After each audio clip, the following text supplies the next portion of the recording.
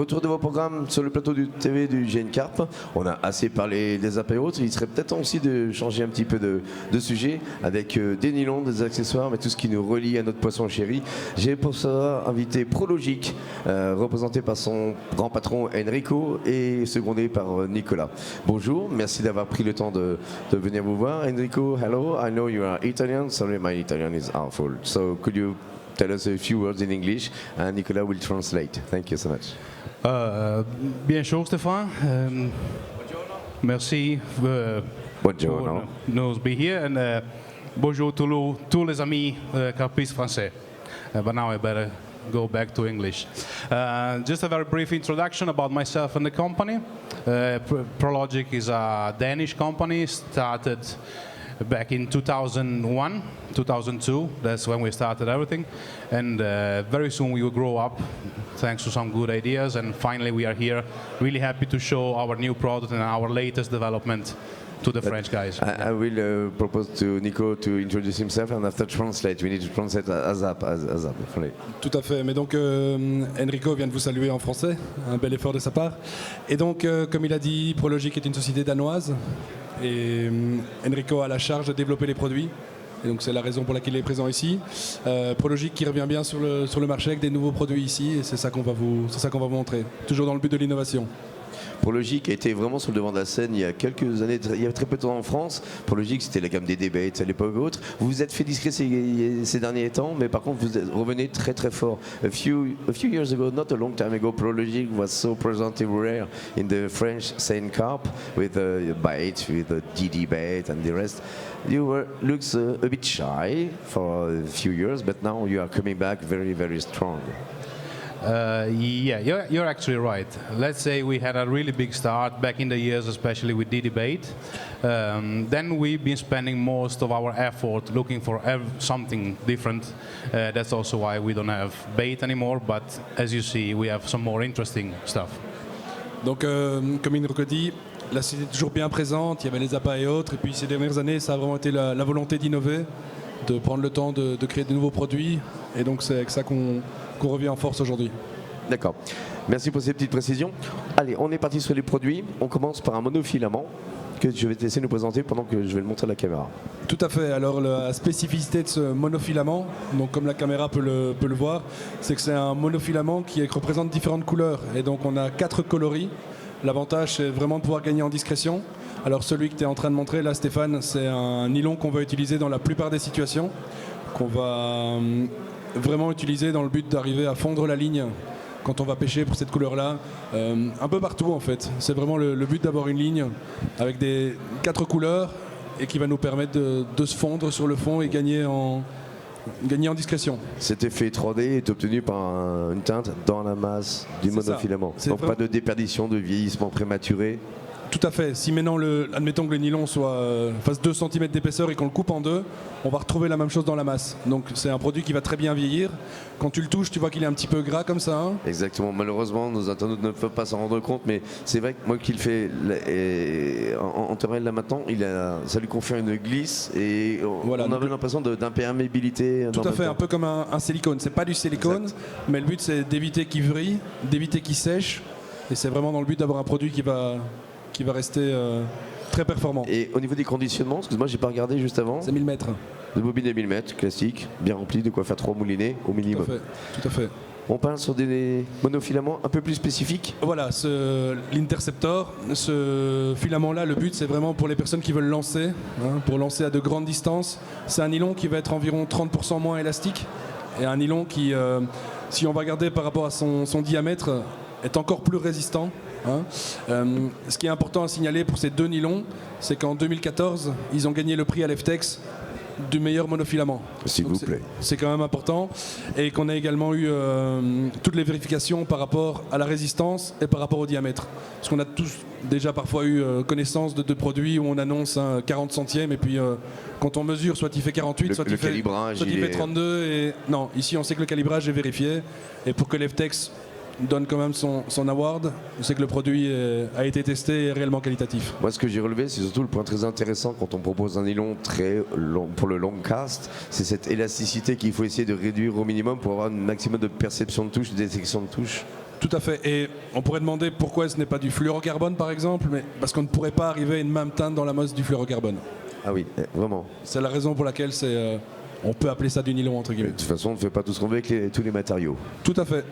D'accord, donc ceci est un produit toujours conditionné dans les mêmes 500. bobines 500 mètres. Voilà, en se disant qu'aujourd'hui, sur ces diamètres-là, la plupart des bobines peuvent permettre de mettre 500 mètres. Oui, oui. La personne qui va vouloir tendre à plus de 500 mètres, bon, c'est Et pas en comme- lançant, hein. Comme on parle de pêche à longue distance, de toute Voilà, façon. de toute manière. Donc 500 mètres, c'est suffisant même pour faire 2 moulins en fait. Et toujours cet effet 3D saisissant, très, très sympa, vraiment sympa. Ensuite, tu nous as amené des shock leaders. Tout à fait, donc ce sont des têtes de ligne. Et dans le but de garder, c'est bien d'avoir un nylon qui va être discret, mais si on a après une grosse tête de ligne qui ne va pas dans la même réflexion, on a tout perdu. Donc là, le but, c'est d'avoir également des têtes de ligne qui vont venir s'accorder avec les nylons. Celui que tu as en main là, c'est vraiment pour pêcher sur l'herbe. Alors, il est vert, certes, mais en plus, on a, comme tu peux voir, il y a aussi 4 couleurs, mais des petits points un peu plus noirs, plus foncés, de manière à vraiment bien venir se camoufler dans les herbiers et éviter d'avoir une ligne uniforme qui est tendue sur le fond. Mais je constate qu'ils bénéficient même du même type de revêtement. Cette glisse, Tout à fait. c'est sensationnel. Et ça, c'est important quand on va lancer, d'éviter que ça s'accroche dans les anneaux et qu'on ait vraiment une belle fluidité. Donc, c'est ça qui est recherché avec. Je suis en train de te faire un joli nœud dans ta bobine, t'as vu? Non mais pareil, et toujours le même concept, le système 3D, l'effet 3D. Et une très bonne résistance à l'abrasion aussi, toujours grâce au revêtement. Tu les voulais proposer dans les diamètres à partir de combien jusqu'à Il va jusqu'au 70 centièmes, 70? à partir de 40. Bon. Prochain tour au Salagou, je crois que ça va se passer comme ça. Encore, les terminaisons, ce que c'est le terminal tackle. Voilà. De quoi faire des badines. Les Tout à rigs. fait. Toujours dans la même réflexion, puisque le plus important quand même, c'est quand même les derniers mètres, hein, d'où le fait qu'on a lancé également une gamme de petits matériels, c'est l'as meter. Bah, donc c'est le dernier mètre qui compte le plus. Et donc le but ici, c'est d'avoir aussi ce matériau qui va nous permettre de faire les bas de ligne. Alors de nouveau, c'est pas un fluorocarbone, ça peut plutôt être caractérisé comme étant un stiff line.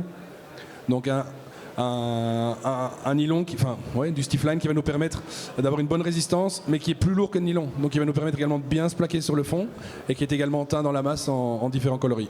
Et là, petit détail, excuse-moi, je vais faire mon pingre, mon radin, mais je vois bobine de 40 mètres. C'est pour les bas de ligne. Hein. Donc Contre 20 mètres qu'on voit habituellement. voilà, et à partir du moment où 40 mètres pour faire des bas de ligne, si on veut en plus plusieurs coloris, plusieurs couleurs, si on devait faire des bobines de 200 mètres, je pense que les clients aujourd'hui préfèrent acheter 2-3 bobines de couleurs différentes plutôt que d'avoir. Je trouve ça très intelligent. Voilà. Ok. Et peut-être que Enrico maintenant va venir avec le tout dernier accessoire, mais celui-ci vraiment quand tu me l'as proposé, Enrico, j'ai dit ça, je veux. Montre-nous le hanger. Yes, this I will need Nicola to talk for me because I will need 2 hands to explain this. Is a bite indicators. You talk. Ok. On n'a pas le choix. Donc on avait ici la réflexion, et surtout Enrico qui est la conception des produits, de se dire que quand on pêche en grand lac, quand on pêche avec du vent, quand on pêche en bateau, on peut bien souvent être embêté avec quoi? Avec le vent. Et d'avoir un swinger qui va partir de gauche à droite, qui va sonner. Et la problématique également quand vous pêchez en grand lac, si vous mettez les cannes droites, la plupart des swingers aujourd'hui, dès qu'il y a une touche en retour, ça va peut-être sonner un tout petit peu. Mais comme il y a du vent, vous n'avez pas mis le détecteur sur la plus grande sensibilité, et puis vous arrivez le matin et la ligne est détendue et le poisson est 200 mètres à côté dans les herbes. Et donc le but ici à la conception du produit, c'est de se dire, même en canne droite, je veux pas avoir un produit qui va permettre de garder toujours une tension sur la ligne. Ici, on n'a pas la canne, on n'a pas le rod pot sur le show, mais je vous invite vraiment à passer sur le stand après, on pourra vous montrer. Le but étant de pouvoir de raidir directement le... Ouais. Si le détecteur se trouve ici, et donc on pêche avec une canne droite, la canne étant comme ceci, on a un effet ressort. on peut vraiment montrer la touche en retour, puisque grâce à l'axe qui se fait en son sein, c'est vraiment hallucinant, c'est de dire que jusqu'ici on va réellement avoir une détection de touche, alors que dans la plupart des temps, on s'arrêterait ici si on n'avait pas ce système qui permet d'avoir la courbure. Et précisons bien que tu viens de décrire l'action d'une touche retour, donc c'est l'effet ressort du hanger qui va permettre la traction nécessaire pour donner l'indication de la touche. Si on prend un ressort, parce qu'en fait il y a... Voilà. Donc, oui, d'accord. donc ce qu'Enrico explique, c'est qu'il y a deux ressorts sur la longueur. et qu'on va pouvoir, grâce à la petite molette qui se trouve ici, en resserrant, venir donner la forme qu'on souhaite de manière à garder la tension. Maintenant, il y a des pêches aussi pour lesquelles on ne souhaite pas avoir une trop grosse tension sur le fil.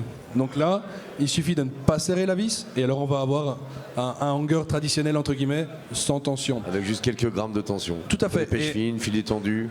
Et l'avantage aussi, je reviens là-dessus, c'est que le fait de pouvoir mettre une tension, quand on pêche à une distance assez grande, même si on n'a pas de poids important, c'est que la tension va nous permettre justement d'avoir une ligne qui progressivement va se tendre et d'arriver même à la rendre le plus discret possible. C'est vraiment un super produit. Maintenant, c'est un... Oui, donc comme Rico veut montrer aussi, il y a un quick lock, donc de manière à juste laisser le hanger en dessous des détecteurs. Et puis, on vient simplement le fixer. Il me semblait qu'au niveau des détecteurs et des balanciers, on avait vu un petit peu à peu près tout. Et quand Enrico était venu me présenter ce produit, il a dit non, c'est pas juste fancy, c'est pas un truc qui tape à l'œil, c'est super complet, c'est super bien pensé. Voilà, le but c'est pas pour pêcher.